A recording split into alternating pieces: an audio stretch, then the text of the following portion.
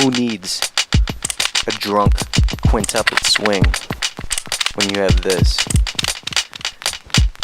So I'm doing this for a lot of reasons. One of them is just to shamelessly funnel people into my digital products, which is my sample packs, into listening to my music on streaming services. Another reason is because I've been asked several times, like a couple of the same questions just from friends, and there's a lot of not that great answers for those questions on YouTube already. Specifically, hi-hat techniques.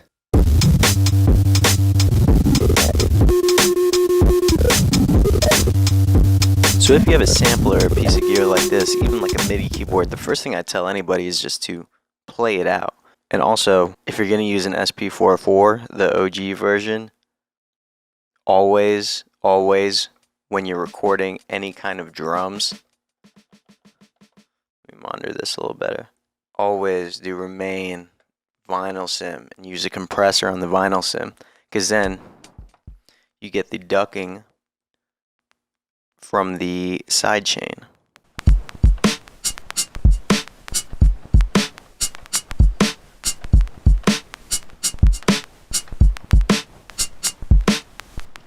Listen to that compared to this.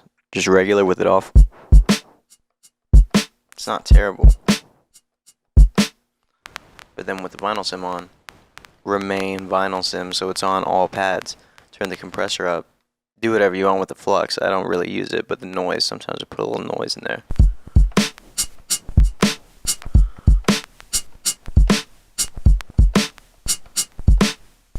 So any way you play it, especially because the SP404 doesn't have the best, most responsive pads, like something like the MPC or Machine or something like that, you will naturally get a swing just from playing it. And especially if you mess with the start and stop times.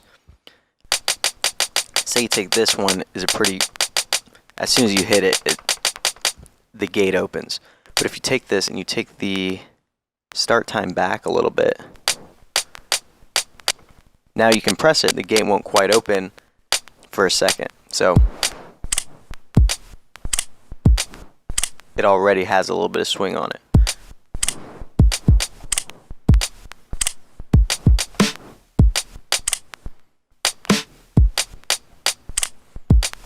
Put it back up to where it was before.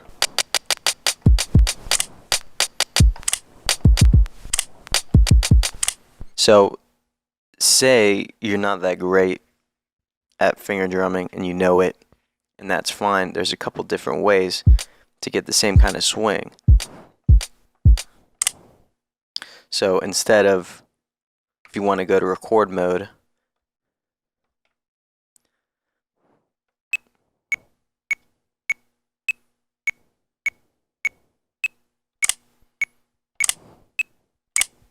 it's always best to play this in unquantized.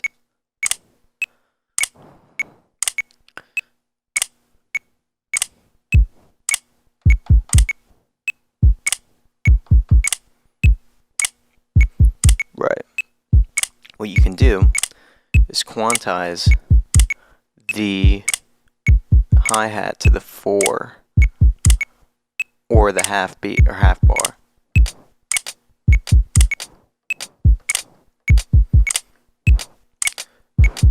What that's going to do is that's going to keep the hi-hat quantized on every downbeat or every quarter beat. And what you can do from there is take a delay, and instead of having it do like a normal delay, turn the ratio all the way down.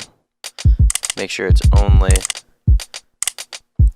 affecting that hi-hat, and then dial in. So that's more like a 16th note swing.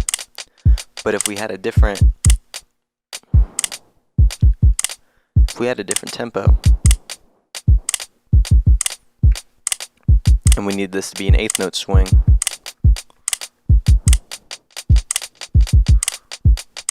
so now we can dial it in. See, this is a little before. This is more on beat on the 8th note swing. And then this is a little after.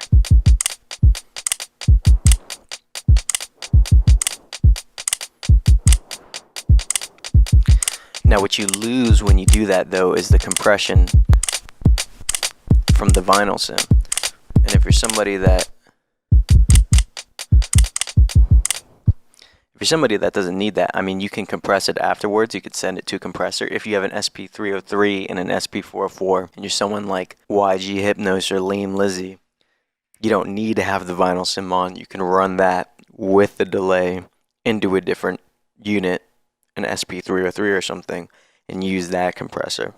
Here's another thing you can do if you want to keep the compression from the vinyl sim, is you can take a different outboard delay and use that rather than the delay that's already on there.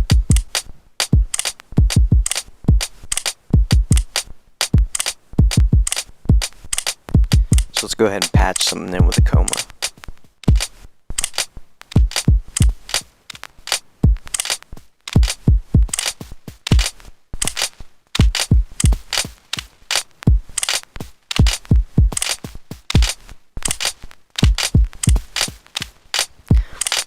So now what we have the delay coming from an outboard pedal, or in this case this Coma Field Kit Effects.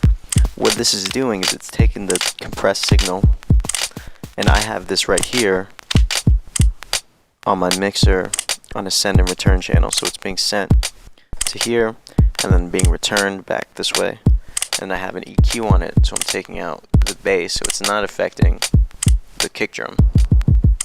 It's only affecting the higher frequencies. So when we bring that return up,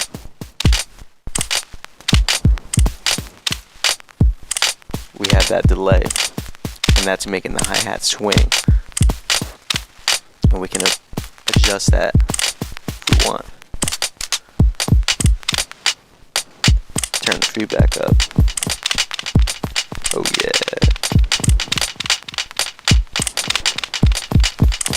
And what's cool about this thing is you could then take a CV input from anywhere. This has a CV generator built in, but you can take it from anywhere else. And you can modulate the delay time. So now this CV generator, which is just a little sequencer, is going to modulate the time of that delay and create all sort of weird effects.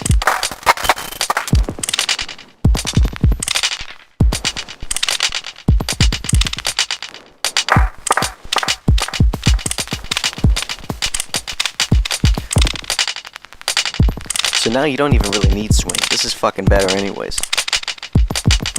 Who needs a drunk quintuplet swing when you have this?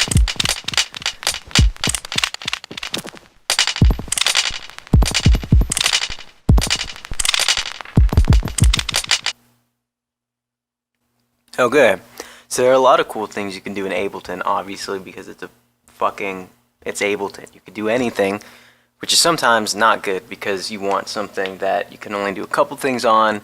If you open up Ableton, and I even have 9, I don't even have the newest one, but you open it up, you can do whatever you want, and it's not necessarily the best thing for creativity. But my problem with Ableton, the way a lot of people have taught like these techniques, is when you load up drum rack, and this is why some people think that FL Studio has a better or louder drums than Ableton, is because most people don't do Ableton. And I had to learn this the hard. I mean, I got told that I'm a fucking idiot by a couple different people because I was doing it this way, the old way, which is where you take a drum rack, load in a drum rack, and when I first got this, and then you would let's load in some sounds from Texture Hop Volume 1.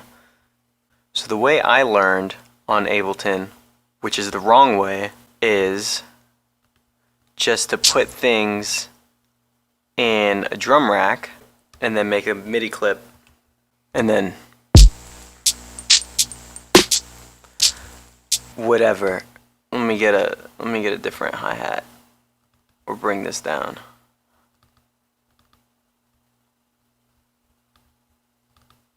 Right, so the way I learned was just to do something like this. Maybe let's take that.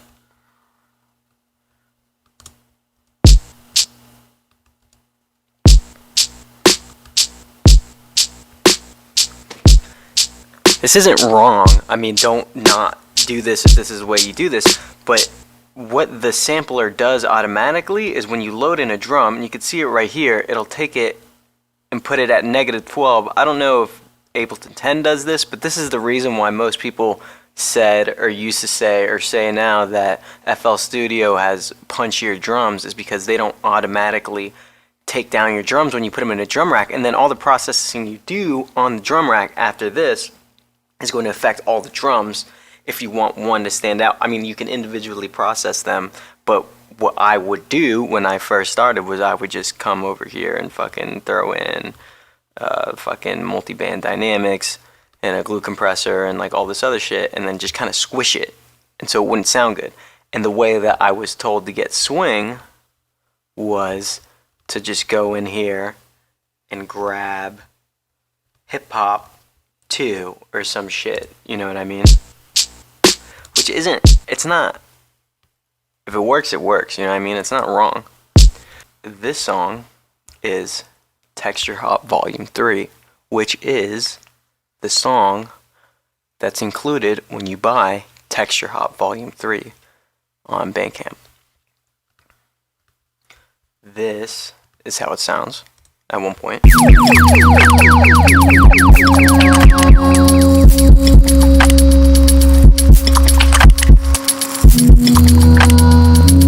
And these are the drums.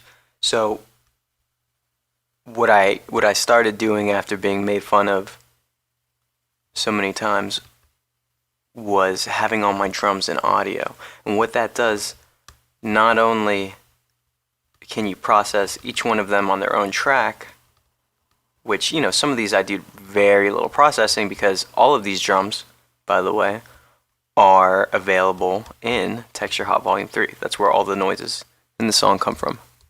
So that's in Texture Hop Volume 3. That's in Texture Hop Volume 3. So is that. That's in Texture Hop Volume 3. And I can process each of these drums individually, and I didn't really do that much processing, except for on the bus.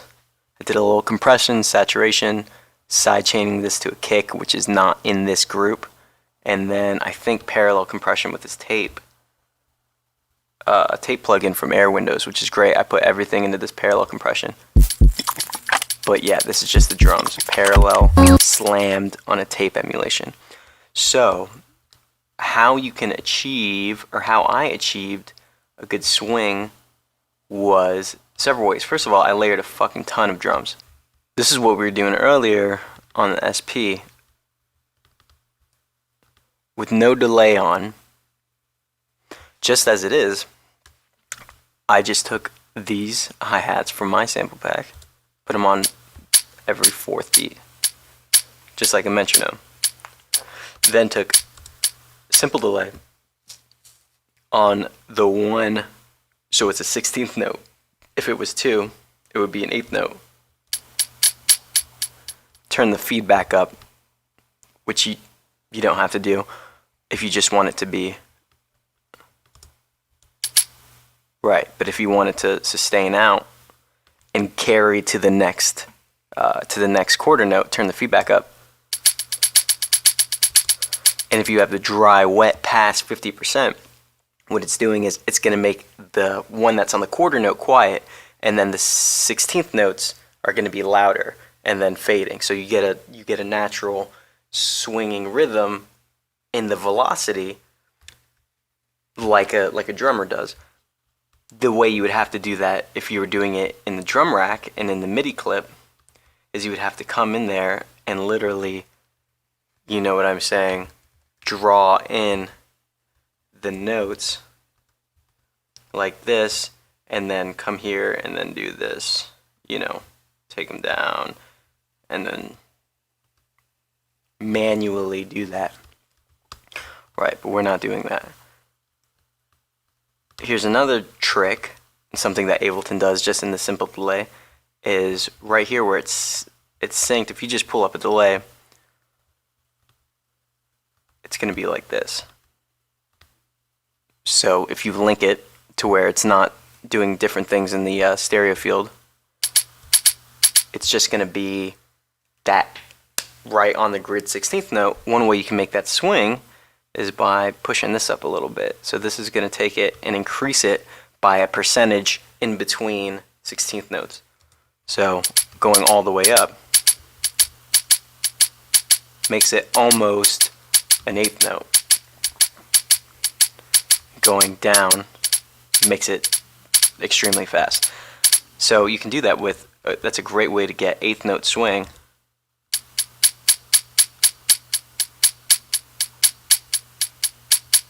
That swing. And what's the better part about this compared to doing it in the MIDI clip is you could really dial it in. That's the key here. That's what we're doing here, both in the SP404 and in Ableton, is really dialing it in with the delay, because you can just wait until you hear it right, and that's how you get something like this. So what you do then is you layer that with what I have over here, another one.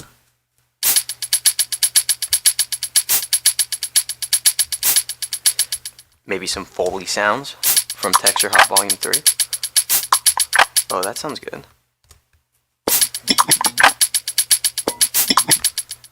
Alright, perks.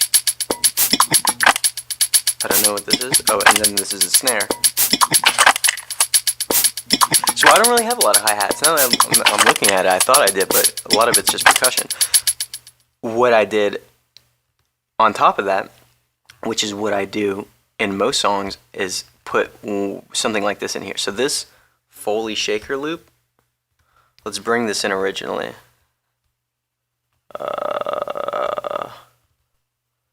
Volume 3. By the way, buy these other sample packs. Not just mine, but Stolen Drums is great. Raymond Young is great. Plus Mott is great. He's fucking dope. Lean Lizzy has one out. Mayuk. I don't know how to fucking say that name. I'm not. Okay, so this is the Foley shaker loop when it comes straight out of the pack. It's sort of more textural than rhythmic, but what you can do, which is what I did over here, was to quantize it and then move it around. It still kind of sounds the same, but the difference between that and this is I not only quantize, I don't even think I did quantize it. This is a bad example. Now that I'm realizing, I just kind of threw it on there. Let's bring a different one in. Let's bring a different hi-hat. The point is, what you can do, and this is what I do on other things, and I guess I didn't do it on here, is you can quantize this, and you see this transient warp mode over here. This is one of the most important things I do with these hi-hat loops. This is how you use these hi-hat loops, or this is how I use these hi-hat loops, is that by itself is just a shaker loop. This by itself is just a shaker loop. But if we take this down on the back and forth mode and double it, it's going to play forwards and backwards and create a new rhythm.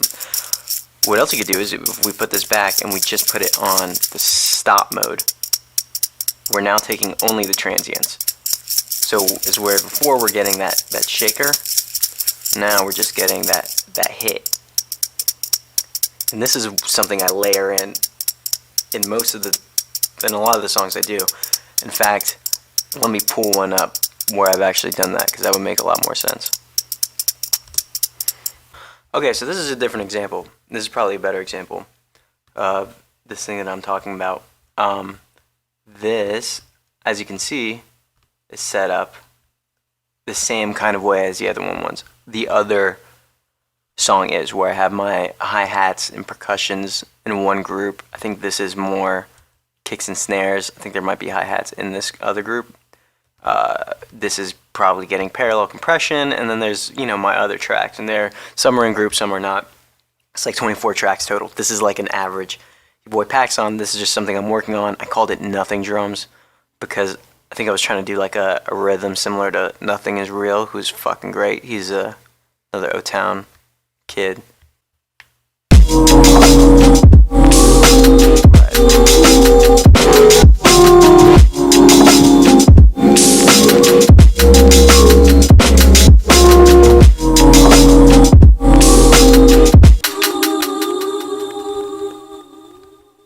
Okay.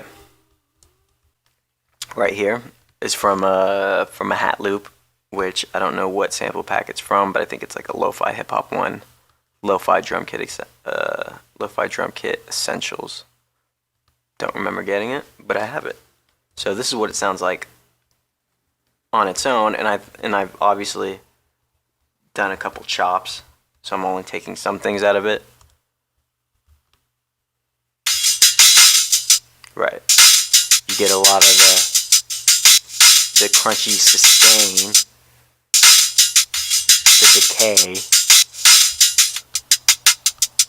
until there. So this is taking that same loop, and what I did was just highlight a portion of it and press Control J, or, you know, consolidate. And what that'll do is take this chopped audio loop and then turn it into one clip. So now I have this one clip, turn on transient mode, turn on the stop, or the just play and stop mode, you know, at full 100, it's going to sound like the original.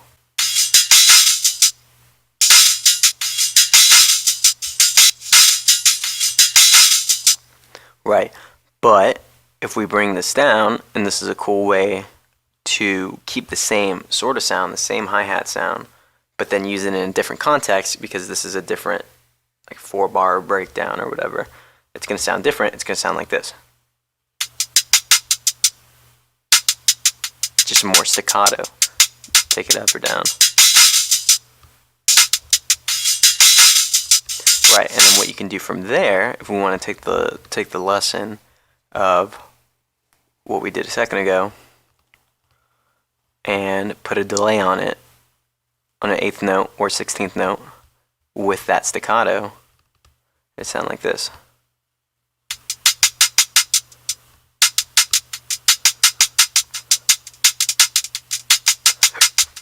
Which is a totally different sound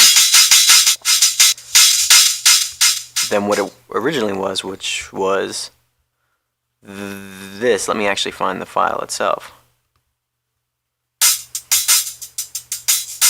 A world of difference from the same file.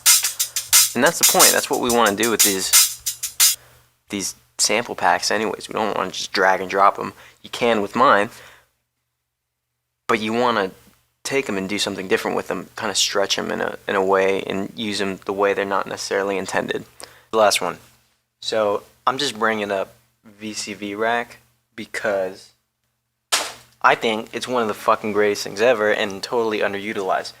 What it is a free modular Euro rack system, and you can literally just right click, and all of these I've never paid for. You can pay for some of them. For better ones you can pay for them, but these are all free. They're free modules, and it's anything from you know,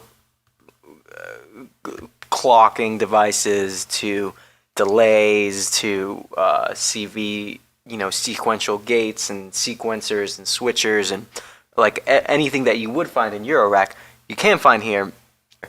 But let's pull up. The reason I'm doing this with hi-hat techniques, getting into here, is because this is a way that I make a lot of my hi-hats, my noise hi-hats.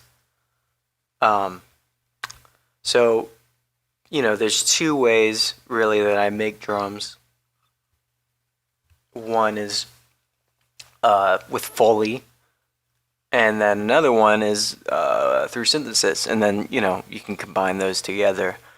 But for hi-hats, you can very easily make Foley hi-hats. I mean, literally fucking throw anything at anything and it record that, makes a sound. But for some things, you want a good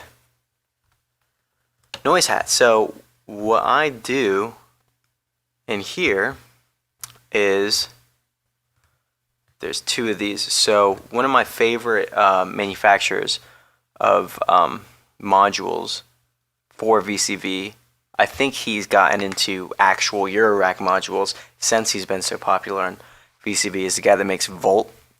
Volt is great. They have great filters, great oscillators, great envelopes. Slap is a great hitting envelope. And what I do in here, these are both two types of the same drum synthesizer. What I do is take a gate, and I'm just using my keyboard. This one has a built-in envelope. Yeah. Okay.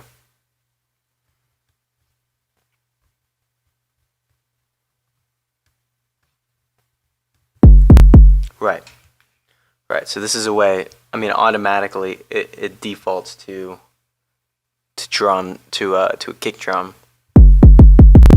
and that's using the oscillator in parallel with the noise.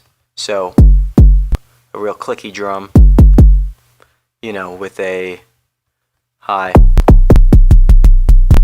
This is how I make a lot of drums. But we're gonna take down the oscillator and just do the noise. And so we'll make a couple noise hi-hats. There's one right there.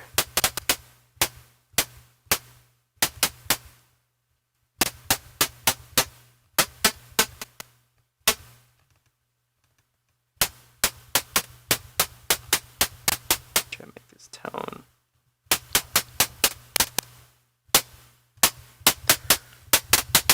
Okay, so how do we use this in context with our Ableton projects or with the SP404 or with anything else? I'll tell you how.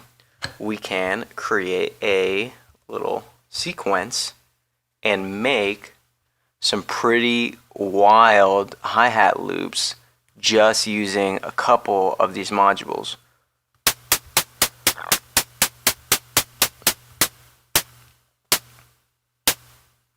Because what I'm going to do from here is bring up our clouds emulator, which is, what do they call it here? The texture synthesizer.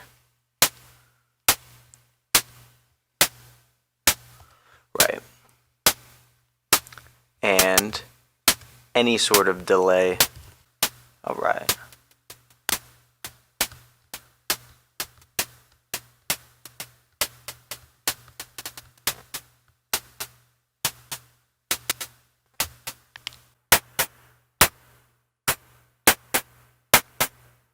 Alright, so what we have now is just quarter note hi-hat going into this delay, giving it that little rhythm.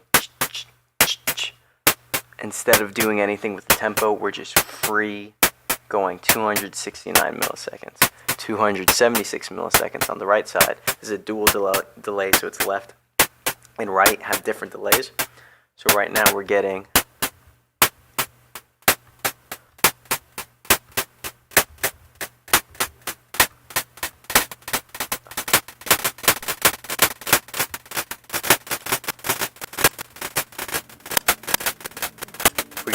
a wider stereo field.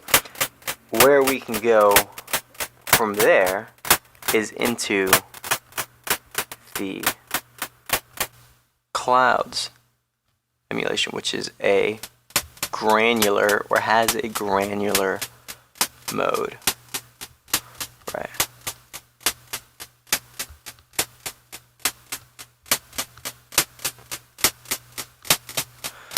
So we can do things with the pitch.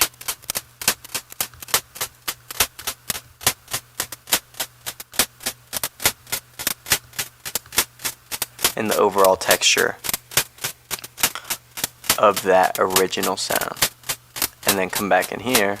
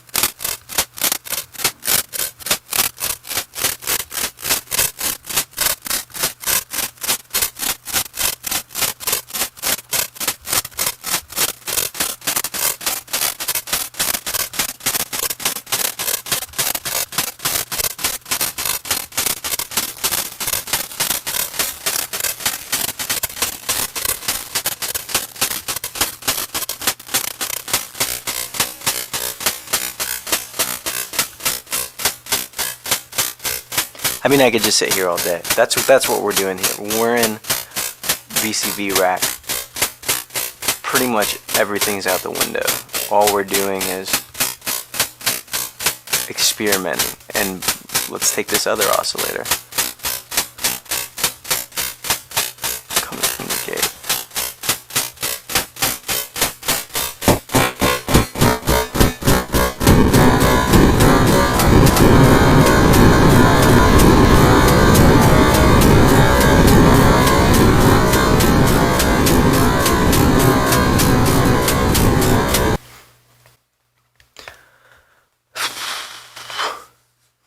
Okay, so I've started this in VCV rack by taking one of these Foley sounds that are in one of my sample packs. I don't really know, I was kind of cycling through them. I think this is from 3.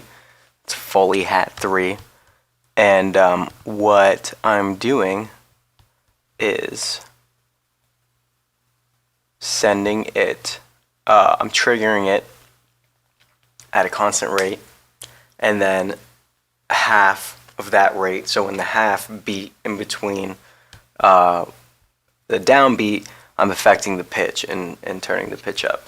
That's then going into a reverb and then into a dual granular delay, one for the left and one for the right, and then back into this mixer, then back into the reverb, and then from the reverb it comes back out to where we record it. So what that sounds like is this.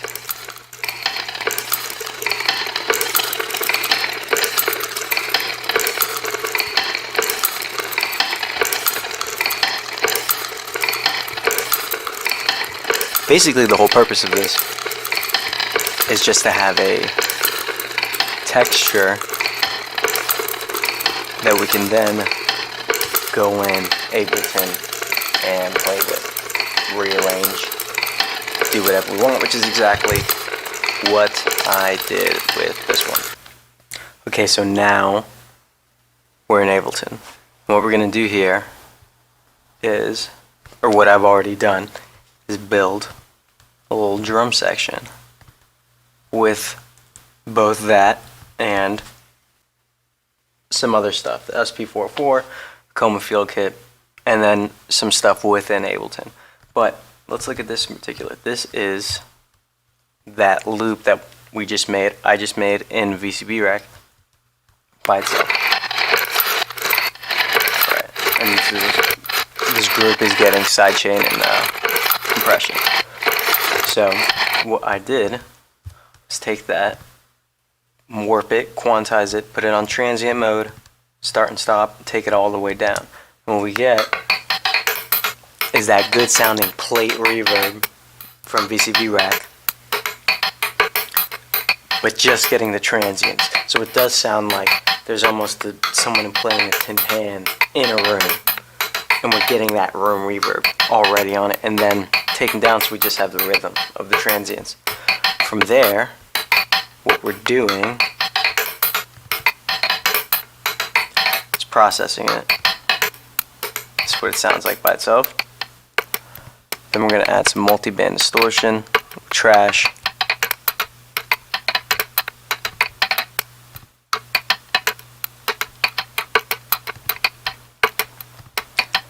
and then proto verb, which is a really cool reverb. It's a really shitty reverb. It's not supposed to actually sound like anything real or do anything real, but it'll randomly, you can just press the models or delays, it'll randomly generate a reverb. And it usually sounds like this. It's more for sound design than actually making. You wouldn't send a snare to it and expect it to sound like it's going to be in a real space. It kind of takes it and does weird things with phase and the stereo.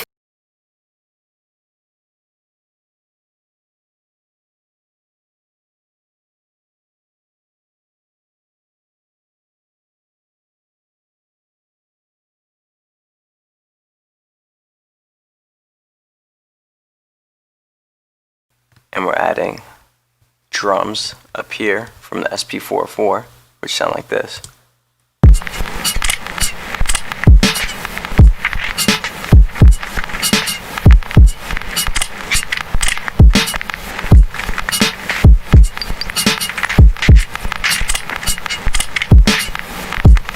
Combination of the SP404 and the Coma Field Kit, layering that with some other drums from Ableton right here. Just have a very slight on every downbeat.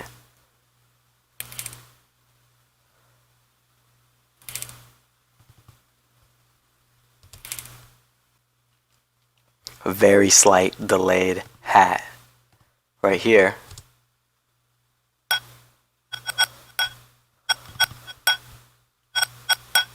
We have another hat, and this one's from, I think all of these are from Texture Hop. Yeah. All these are fully hats from Texture Hop, from one of them. And what we're doing in there is running it through Bubbler, which is a granular delay. Right now it's just hitting where the snare is. Turn on Bubbler, and we're getting different grains reversing randomly and playing randomly. Let me get this where you can see it. And then that's getting a little bit of compression.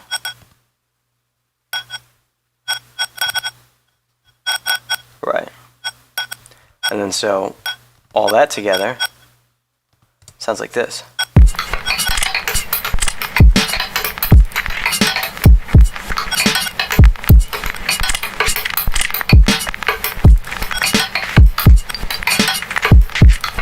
Is a little bit more textural and arrhythmic until you put in a noise hat, like one of the ones we made, with that delay to give it an 1/8 note swing, and then I'm running this into a saturator and soft clipping it. But with all that together, put into a group, compressed, and then sidechained to the kick in this, you get this.